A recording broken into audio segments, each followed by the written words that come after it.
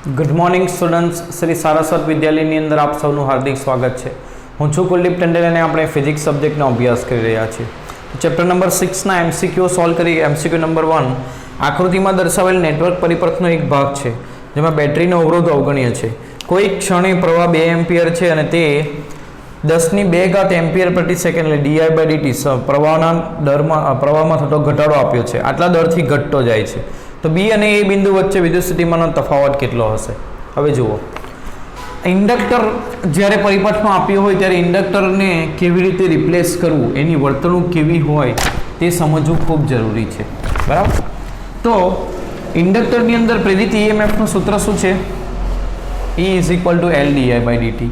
EMF ક્યારે પ્રેરિત થશે? જ્યારે સમય સાથે આ પ્રવાહમાં ફેરફાર થશે. જો પ્રવાહમાં સમય સાથે થતો ફેરફાર 0 હશે તો EMF પણ 0. એટલે પ્રવાહ જો સમય સાથે અચળ રહેતો હશે તો EMF હશે જ નહીં, એટલે આપણે ઇન્ડક્ટરને શોર્ટ કરીશું. હવે જ્યારે એની અંદર આવતો પ્રવાહ એ સમય સાથે વધે, પ્રવાહ ક્યારે કોઈ પણ ડિવાઇસની અંદર સમય સાથે વધે? જ્યારે એનું ચાર્જિંગ થતું હોય. જે વસ્તુનું ચાર્જિંગ થતું હોય તો તેના પ્લસમાં પ્રવાહ જતો હોય, એટલે ત્યારે આપણે અહીંયા પ્લસ મૂકીશું, અહીંયા માઇનસ. એટલે આપણે આ ઇન્ડક્ટરની જગ્યા ઉપર એક બેટરી લગાવીશું જ્યાં પ્લસ આ તરફ હશે ને માઇનસ આ તરફ હશે, જેનું EMF આપણે રાખીશું L di/dt. જ્યારે પ્રવાહ સમય સાથે ઘટતો હોય ત્યારે શું થાય? તો સમય સાથે પ્રવાહ ક્યારે ઘટે?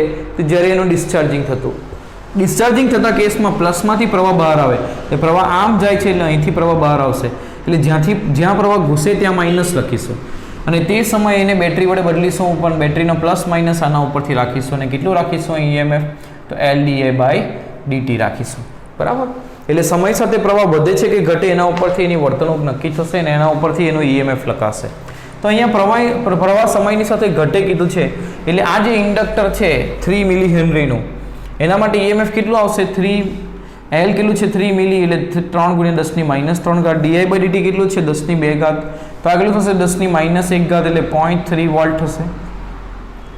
આટલું EMF આવશે. તો આની જગ્યા ઉપર આપણે બેટરી લગાવીશું, પણ કેવી રીતે પ્લસ માઇનસ લગાવીશું? તો પ્રવાહમાં ઘટાડો થાય છે. તો પ્રવાહમાં ઘટાડો ક્યારે થાય? જ્યારે એનું ડિસ્ચાર્જિંગ થતું હોય. ડિસ્ચાર્જિંગ થતું હોય એટલે જ્યાંથી પ્રવાહ ઘૂસે ત્યાં લખીશું માઇનસ અને અહીંયા લખીશું પ્લસ. તો એના આ રીતે એને બેટરી વડે બદલીશું. પ્રવાહ જ્યાંથી ઘૂસે ત્યાં માઇનસ અને બીજી જગ્યા ઉપર પ્લસ. બરાબર? હવે અહીંયા VA - VB શોધવાનું છે. તો ધારો કે અહીંયા આગળ VA વોલ્ટની બેટરી લાગી છે અને અહીંયા આગળ VB વોલ્ટની બેટરી લાગી છે અને આના બંનેના માઇનસ છેડા કોમન કરી દો. આમાં કિર્ચોફનો નિયમ લગાવો. તો અહીંથી પ્રવાહ ઘૂસે છે એટલે અહીંયા પ્લસ આવશે, અહીંયા માઇનસ. બરાબર? તો અહીંયાથી ગયા તો આ માઇનસ આવ્યું તો લખીશું પ્લસ, આમ ગયા પ્લસ આવ્યું તો લખીશું માઇનસ. પ્રવાહ I × અવરોધ 2. આમ જશું માઇનસ આવ્યું તો લખીશું +12. આમ ગયા માઇનસ આવ્યું લખીશું +0.3. આગળ ગયા આવ્યું પ્લસ તો લખીશું -VB = શું થશે? 0. બરાબર? તો 12.3 માઇનસ I કેટલો છે? 2 એમ્પિયર પ્રવાહ છે, 2 × 4 શું થશે? VB - VA. ખ્યાલ આવે છે? સોરી, ઇન્ડક્ટન્સ છે 5 મિલી હેનરી, અહીંયા મેં 3 મિલી હેનરી લખ્યું છે, તો આ 0.5 આવશે. EMF કેટલો આવશે? 0.5. તો આને 0.5 વોલ્ટની બેટરી વડે બદલો એટલે 12.5 થશે. 12.5 - 4 એટલે 8.5 થશે આપણો જવાબ VB - VA નો. તો ઓપ્શન કયો આવશે? C ઓપ્શન આવશે. બરાબર? આ ખાસ ધ્યાનમાં રાખશું. સર્કિટમાં જ્યારે ઇન્ડક્ટર આપ્યું હોય ત્યારે એને કેવી રીતે રિપ્લેસ કરવું, શોર્ટ કરવું કે પછી એના બે છેડા વચ્ચે બેટરી જોડવી, એ નક્કી થશે એના પ્રવાહમાં કેવી રીતે બદલાવ થાય છે, વધે છે કે ઘટે છે. આ ખૂબ અગત્યનો સવાલ MCQ માટે. નેક્સ્ટ, 10 સેન્ટીમીટર લંબાઈ ધરાવતો સળિયો, એટલે સળિયાની લંબાઈ કેટલી છે? 10 સેન્ટીમીટર. 5 × 10⁻⁴ વેબર/મીટર². ટેસ્લાની તીવ્રતા ધરાવતા ચુંબકીય ક્ષેત્રમાં, એટલે ચુંબકીય ક્ષેત્ર કેટલું છે? 5 × 10⁻⁴ ટેસ્લા. 10 સેન્ટીમીટર સ્ક્વેર એટલે થશે 10 સેન્ટીમીટર એટલે થશે 0.1 મીટર. ચુંબકીય ક્ષેત્રમાં ક્ષેત્રને લંબ રૂપે ગતિ કરે છે, એટલે એનો વેગ એ ચુંબકીય ક્ષેત્રને લંબ રૂપે છે. જો સળિયાનો પ્રવેગ 5 મીટર/સેકન્ડ² હોય તો EMFના વધારાનો દર, પ્રેરિત EMFના વધારાનો દર એટલે કે સમય સાથે EMF કેટલું વધશે એ શોધવાનું છે. તો કોઈ પણ સળિયો ગતિમાં હોય ચુંબકીય ક્ષેત્રને લંબ રૂપે, તો એમાં ગતિકીય EMF ઉદ્ભવે કેટલું? BLV. આનું સમયની સાપેક્ષે વિકલન કરીએ તો આ થશે BL સળિયાની લંબાઈ તો બદલાવાની નથી, ચુંબકીય ક્ષેત્ર બદલાવાનું નથી, ઝડપ બદલાશે. dv/dt એને કહેવાય એનો પ્રવેગ a. તો આ EMF માં થતા વધારાનો દળ એટલે આજ આપણે શોધવાનું છે dv/dt. તો b બરાબર કેટલું છે 5 × 10⁻⁴. લંબાઈ કેટલી છે 10 સેન્ટીમીટર એટલે 1/10 મીટર અને a પ્રવેગ એનો કેટલો આપ્યો છે 5 મીટર પ્રતિ સેકન્ડ.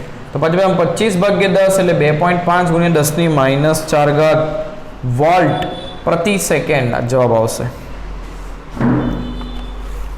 એટલે એ જવાબ.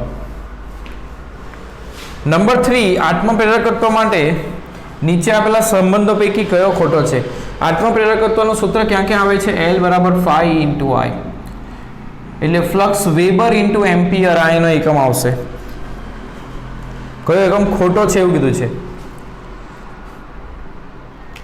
સોરી, અહીં આપણે એક ભૂલ કરી. ફ્લક્સ ϕ = Li આ સૂત્ર આવશે. તો આ વેબર અને આનો એકમ શોધવાનો છે ને આ એમ્પિયર. તો વેબર પ્રતિ એમ્પિયર આ એકમ સાચો છે એટલે બી સાચો છે. પછી બીજું સૂત્ર આવશે L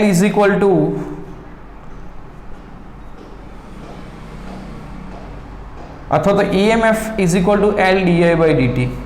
તો વોલ્ટ આનો સેકન્ડ પ્રતિ એમ્પિયર, વોલ્ટ સેકન્ડ પ્રતિ એમ્પિયર પણ આવશે એટલે સી પણ સાચો. હવે અવરોધ R બરાબર શું થાય V/I એટલે વોલ્ટ પ્રતિ એમ્પિયર ને કહેવાય ઓમ. એટલે વોલ્ટ પ્રતિ એમ્પિયર ને ઓમ કહેશું તો ઓમ × સેકન્ડ એ પણ સાચું થશે. તો ઓમ સેકન્ડ એટલે D સાચો થયો, C સાચો થયો, B સાચો થયો એટલે કયો ખોટો છે? A ખોટો છે. R અને L અનુક્રમે અવરોધ અને આત્મપ્રેરકત્વ દર્શાવે છે. તો ખાલી જગ્યા સમયનું પરિમાણ ધરાવે છે. તો જો તમે RL પરિપથ જોડશો એટલે ઇન્ડક્ટરને અવરોધ સાથે શ્રેણીમાં જોડશો તો એને કહેવાય RL પરિપથ. અને એને બેટરી સાથે જોડશો તો એમાં સમય સાથે પ્રવાહમાં વધારો થશે. તો એ જે વધારા છે એ વધારો પહેલાં સમય પ્રવાહ આ રીતે વધશે. પહેલાં વધશે ચર ઘાતાંકી રીતે અને પછી અચળ થઈ જશે. તો જેટલા સમયમાં એ કોન્સ્ટન્ટ થઈ ગયો, અચળ થઈ ગયો, સેચ્યુરેટ થઈ ગયો એ સમય 5 τ જેટલો હોય અને τને કહેવાય સમય અચળાંક. τને શું કહેવાય? સમય અચળાંક. અને RL પરિપથ માટે સમય અચળાંકનું મૂલ્ય આવે છે L/R. શું આવે છે? L/R. તો કોણ સમયનું પરિમાણ દર્શાવશે? તો L/R એ સમયનું પરિમાણ દર્શાવશે. અત્યારે જ આપણે જોયું L નો એકમ એ ઓમ × સેકન્ડ થાય છે, બરાબર? તો ભાગ્યા R એટલે ભાગ્યા ઓમ કરો તો સેકન્ડ આવશે એટલે શેમાં આવશે? L/R માં આવશે. ઓમ સેકન્ડ ઉપર પરથી પણ તમે જવાબ લખી શકો છો. પાંચમો પ્રશ્ન, એક એસી જનરેટરની કોઇલમાં 100 આંટાઓ છે એટલે આંટાની સંખ્યા કેટલી છે? 100. આડછેદનું ક્ષેત્રફળ એ 2.5 મીટર સ્ક્વેર છે.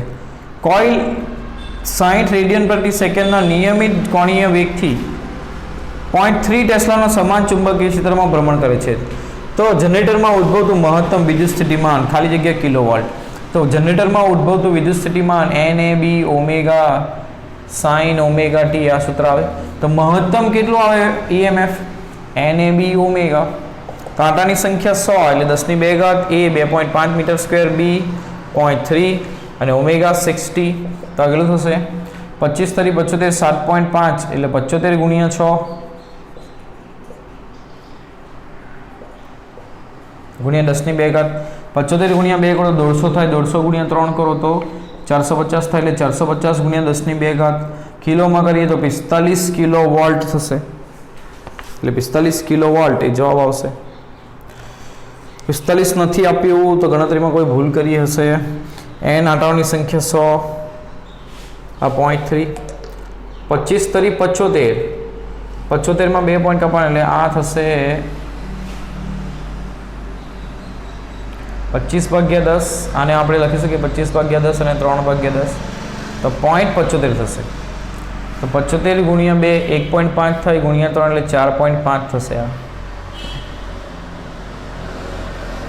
તો પણ 10⁻² તો 2 આવી. હજુ પણ કંઈક ભૂલ થાય છે. ક્યાં ભૂલ થાય છે? 60 રેડિયન પ્રતિ સેકન્ડ છે, 25/10 અને આ 3/10 લખી શકીએ ચુંબકીય ક્ષેત્ર. 25 × 75 100 કેન્સર. 75 × 60 આ જવાબ થશે. तो 750 गुणिया 6 थशे 6 पचम 30 वधी 3 7 छंग 42 ने 3 45 એટલે 4.5 કિલોવોટ એટલે 4.5 જવાબ આવશે। छठो प्रश्न क्वेश्चन नंबर 6 करिए 0.15 मीटर स्क्वेर पृष्ठ क्षेत्रफळ धरावता એટલે क्षेत्रफळ કેટલું છે 0.15 મીટર સ્ક્વેર। એક ગુજરાના આંટાઓની સંખ્યા 200 છે। ગુજરામાં પૃષ્ઠ સાથે સંકળાયેલ ગુજરાના સમતલે લંબ ચુંબકીય ક્ષેત્રનું મૂલ્ય 0.2 ટેસ્લાથી બદલાઈને 0.6 ટેસ્લા થાય છે એટલે ચુંબકીય ક્ષેત્રમાં કેટલો ફેરફાર થયો 0.4 ટેસ્લા। કેટલા સેકન્ડમાં તો સમયગાળો આપ્યો છે 0.4 સેકન્ડ। તો ગુજરામાં પ્રેરિત ईएमएफ શું થશે n delta phi by delta t। तो n अथवा तो d phi बाय dt लखी सको। હવે ફ્લક્સ phi શું થશે ba cos θ।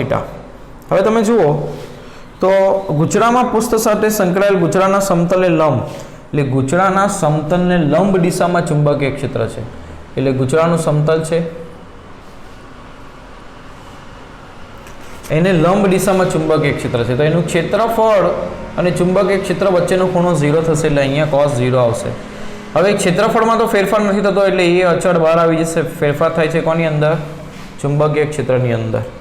તો કિંમત મૂકીએ તો 200 ક્ષેત્રફળ 0.15 ડેલ્ટા બી 0.4 આ 0.4 કેન્સલ 15 દૂર 30 વોલ્ટ આટલું ईएमएफ પ્રેરિત થશે। તો આ ખાસ યાદ રાખશું गुचड़ू जो चुंबकीय क्षेत्र ने लंब हो तो तेनुं क्षेत्रफळ ए चुंबकीय क्षेत्रनी दिशामां थशे एटले बी अने ए वच्चेनो खूणो 0 थशे। 200 सेंटीमीटर स्क्वेर पृष्ठ क्षेत्रफळ धरावता एक क्षेत्रफळ केटलुं 200 सेंटीमीटर स्क्वेर एटले 2 × 10⁻² मीटर स्क्वेर। 25 आंटावाळा एक गुजराने आटला चुंबकीय क्षेत्रमां 2 × 10⁻²। चुंबकीय क्षेत्रने लंब राखेल छे एटले फरी पाछुं चुंबकीय क्षेत्र ने जो गुचड़ू लंब हो तो तेनुं क्षेत्रफळ तेनी दिशामां थाय एटले बे वच्चेनो खूणो 0। ते गुचड़ानो अवरोध 1 ओम छे जो तेने 1 सेकंडमां चुंबकीय क्षेत्रमांथी बहार काढवामां आवे એટલે સમયગાળો કેટલો 1 સેકન્ડ બહાર કાઢવામાં આવે તો ચુંબકીય ક્ષેત્ર 0 થઈ જાય એટલે એની સાથે સંકળાતો ફ્લક્સ 0 થઈ જાય। તો શરૂઆતમાં એની સાથે સંકળાયેલું ફ્લક્સ ગણીએ phi બરાબર તો શું થશે ba cos 0 b કેટલું છે 2 × 10⁻²। ક્ષેત્રફળ કેટલું છે 2 × 10⁻²। તો આગળ થશે 4 × 10⁻⁴ વેબર। આટલું ફ્લક્સ પહેલા હતું પછી 0 થઈ ગયું। તો ગુજરામાં પ્રેરિત વિદ્યુત ભાર હવે ગુજરામાં પ્રેરિત થતું ईएमएफ નું સૂત્ર શું આવશે n d phi by dt અથવા તો n delta phi by delta t।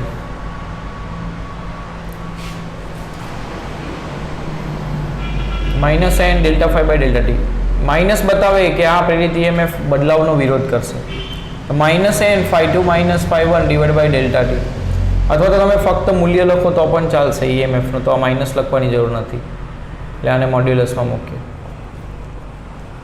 અંતિમ ફ્લક્સ કેટલું છે તો 0 કારણ કે ગુજરાન ચુંબક ક્ષેત્રની બહાર લઈ લીધું। પ્રારંભિક ફ્લક્સ 4 × 10⁻⁴ ભાગ્યા ડેલ્ટા ટી।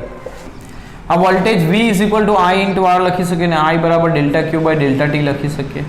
तो डेल्टा टी कैंसल प्रेरित थतु विद्युत भार डेल्टा क्यू बराबर केटलो थशे n इंटू आंटानी संख्या n केटली छे 25 अने आ मॉड्युलस में छे એટલે माइनस कैंसल थई जशे भाग्या R एनो अवरोध केटलो आपे छे 1 ओम 25 × 100 10⁻²⁻⁴ એટલે 10⁻² કુલમ આટલો વિદ્યુત ભાર પ્રેરિત થશે એટલે 0.01 કુલમ જવાબ આવશે બી ઓપ્શન।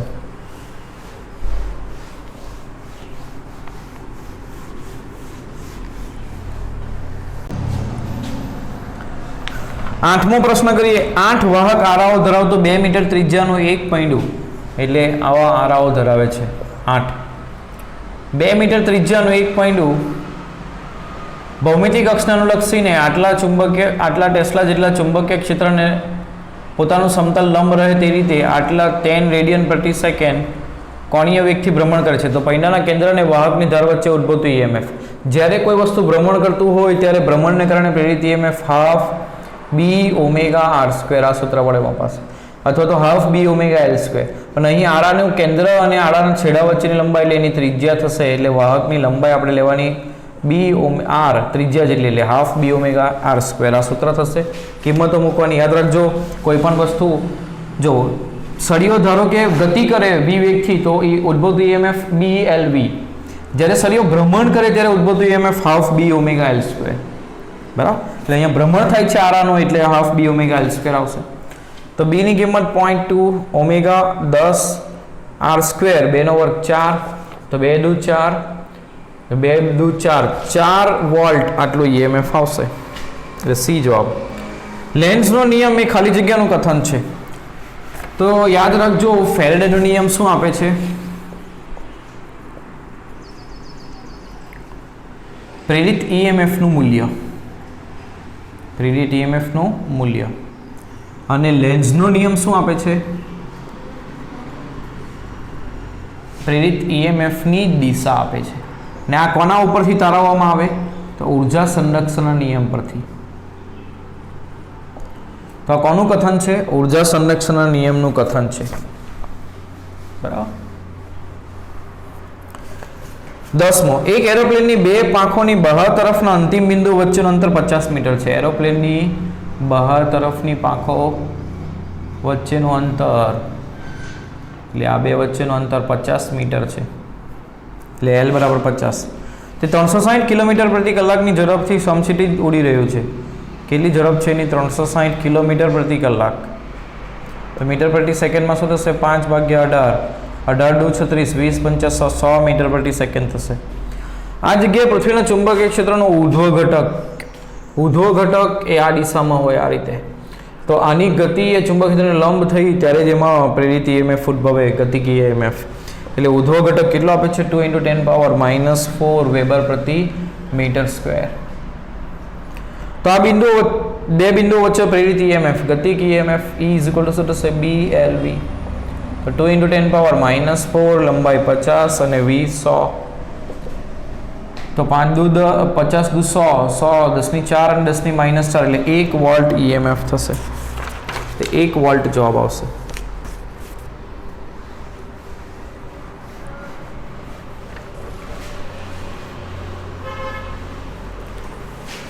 દસ સેન્ટીમીટર લંબાઈનો સળિયો આટલા તીવ્રતાવાળા ચુંબકીય લંબરૂપે આટલા વેગથી ગતિ કરે છે તો ઉદ્ભવતો EMF BLV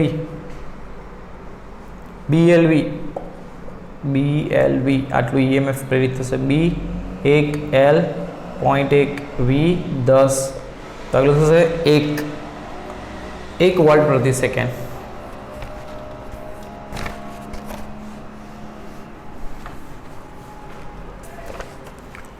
તેરમો પ્રશ્ન, આ ગણ્યો એના જેવો સેમ છે એટલે તમે ગણી લેશો.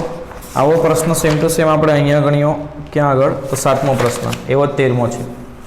14મો પ્રશ્ન, 1000 આંટાવાળી એટલે 10³ આંટાવાળી કોઇલમાંથી નિશ્ચિત સમયગાળામાં આટલી ક્ષેત્રરેખાઓ પસાર થતી હોય, એટલે પસાર થતી ક્ષેત્રરેખાઓ કેટલી છે તે આપ્યું છે. તેમાં વિદ્યુત ચાલક બળ EMF 5 વોલ્ટ છે. કોઈપણ વસ્તુમાંથી પસાર થતી ક્ષેત્રરેખાઓની સંખ્યા એટલે ફ્લક્સ કહેવાય તે કેટલી છે? 5 × 10⁻⁻4. તો નિશ્ચિત સમયગાળો કેટલો હશે? તો EMF n ΔΦ/ΔT. તો ΔT બરાબર શું થશે? n ΔΦ/E. n 10³ એની સાથે સંકળાયેલ ફ્લક્સ 5 × 10⁻⁻4 અને EMF 5 કેન્સલ 10⁻1 0.1 સેકન્ડ જવાબ થશે. એક ચુંબક ગુચરાની અક્ષની દિશામાં ગતિ કરે છે, એટલે ગુચરું છે એની અક્ષ છે એની દિશામાં ચુંબક ગતિ કરે છે. ગુચરામાં પ્રેરિત EMF નું મૂલ્ય એ છે. હવે જો ગુચરું પણ ચુંબક તરફ તેટલા જ વેગથી ગતિ કરે તો પ્રેરિત EMF નું મૂલ્ય. પ્રેરિત EMF શું થશે? તો એની સાથે ફ્લક્સમાં થતો ફેરફાર. આ આની તરફ ગતિ કરશે ને આની તરફ ગતિ કરશે એટલે બંનેની ગતિના કારણે EMF પ્રેરિત થશે એટલે EMF ડબલ થઈ જશે, 2E EMF ઉદ્ભવશે. એટલે એક સ્થિર હતું બીજું ગતિ કરતું હતું ત્યારે EMF E, તો બંને ગતિ કરે એકબીજા તરફ ત્યારે ઉદ્ભવતું EMF શું થશે? 2E. કારણ કે ફ્લક્સમાં થતો ફેરફાર એ બમણો થઈ જશે સમયની સાપેક્ષમાં, એટલે dϕ/dt ડબલ થવાથી EMF પણ ડબલ થશે. 16મો પ્રશ્ન, n આંટા ધરાવતી કોઇલમાં I એમ્પિયર પ્રવાહ વહે છે તો કોઇલ સાથે સંકળાયેલ કુલ ફ્લક્સ ϕ = Li. તો એલ આઈ જવાબ આવશે સિમ્પલ. એન આટા સાથે સંકળાયેલ ફ્લક્સ એટલે એન એલ આઈ આ જવાબ થશે. બી 17મો પ્રશ્ન, ગૂંચળાણ સાથે બદલાતું ચુંબકીય ફ્લક્સ આ સૂત્ર વડે અપાય છે. x = t². તો EMF શું થશે? d∅/dt. x અચળ t² નું શું થશે? 2t એટલે 2xt આટલું EMF થયું. હવે t = 3 સેકન્ડે EMF આપ્યું છે 9 વોલ્ટ. તો EMF 9 વોલ્ટ મૂકીએ અને t = 3 સેકન્ડ મૂકીએ તો x બરાબર થશે 3 × 9 એટલે 3/2. 3/2 એટલે 1.5 વેબર પર સેકન્ડ સ્ક્વેર. 18મો પ્રશ્ન, સોલેનોઇડનો આત્મપ્રેરકત્વ ખાલી જગ્યાના સમપ્રમાણમાં હોય છે. તો યાદ રાખજો, આત્મપ્રેરકત્વનું સૂત્ર અહીંયા ϕ = Li માં આવે છે ને L = d∅, E = L∅di/dt આવે છે. આ બંને પ્રશ્ન આના ઉપરથી તમે એવું કહેશો કે આત્મપ્રેરકત્વ એમાંથી પસાર થતા પ્રવાહના સમપ્રમાણમાં છે, પણ એવું હોતું નથી. સોલેનોઇડ માટે આત્મપ્રેરકત્વનું સૂત્ર આવે છે μ0n²a/L. આના ઉપરથી કહી શકાય કે આંટાની સંખ્યા, આડછેદનું ક્ષેત્રફળ અને લંબાઈ એટલે ફક્ત પરિમાણ પર આધારિત છે, તે પ્રવાહ પર આધારિત નથી. આ ખાસ મુદ્દો એક્ઝામ માટે અગત્યનો. તે જ રીતે અન્યોન્ય પ્રેરકત્વ પણ એવું જ છે, μ0n1n2a/L એ પણ પરિમાણ પર જ આધારિત હોય છે. તો સોલેનોઇડનું આત્મપ્રેરકત્વ જવાબ શું આવશે? સોલેનોઇડનું આત્મપ્રેરકત્વ તેમાંથી પસાર થતા વિદ્યુત પ્રવાહના સમપ્રમાણમાં હોય ખોટું, તેની લંબાઈના સમપ્રમાણમાં હોય એ પણ ખોટું, તેના આડછેદના ક્ષેત્રફળના સમપ્રમાણમાં એ સાચું, એટલે સી જવાબ આવશે. 19મો પ્રશ્ન, એક સોલેનોઇડનું આત્મપ્રેરકત્વ L છે, તેની લંબાઈ અને આડછેદ અચળ રાખીને તેના આંટાઓની સંખ્યા 4 ગણી કરવામાં આવે. લંબાઈ અને આડછેદ અચળ રાખો એટલે L એ n² ના સમપ્રમાણમાં થાય. તો આંટાઓની સંખ્યા 4 ગણી કરવામાં આવે એટલે બીજી આંટાની સંખ્યા 4n1 કરવામાં આવે. તો નવું આત્મપ્રેરકત્વ L2/L1 બરાબર શું થશે? n2/n1² 4n1 મૂકીએ તો n1 કેન્સલ, એનો વર્ગ કરો એટલે 16, એટલે આત્મપ્રેરકત્વ 16 ગણું થાય, એટલે 16 × L આવશે. ઇન્ડક્ટરમાં સંગ્રહ પામતી ઉર્જા કોના સ્વરૂપમાં સંગ્રહ પામે? તો ચુંબકીય ક્ષેત્રના રૂપમાં સંગ્રહ પામે, એટલે ચુંબકીય ઉર્જા જવાબ આવશે. એટલે ઇન્ડક્ટરમાં સંગ્રહિત ઉર્જાનું સૂત્ર પણ આપણે યાદ રાખશું, U = ½Li². અને જ્યાં ચુંબકીય ક્ષેત્ર હોય ત્યાં એકમ કદ દીઠ ચુંબકીય ઉર્જા એ b²/2 μ0 રૂપમાં હશે, એટલે આ પણ આપણે યાદ રાખીશું. બરાબર છે. તો આ ચેપ્ટરના આટલા પ્રશ્નો તમારે કરવા કોઈ કન્ફ્યુઝન હોય તો ફરીથી તમે પૂછી શકો છો. બરાબર છે.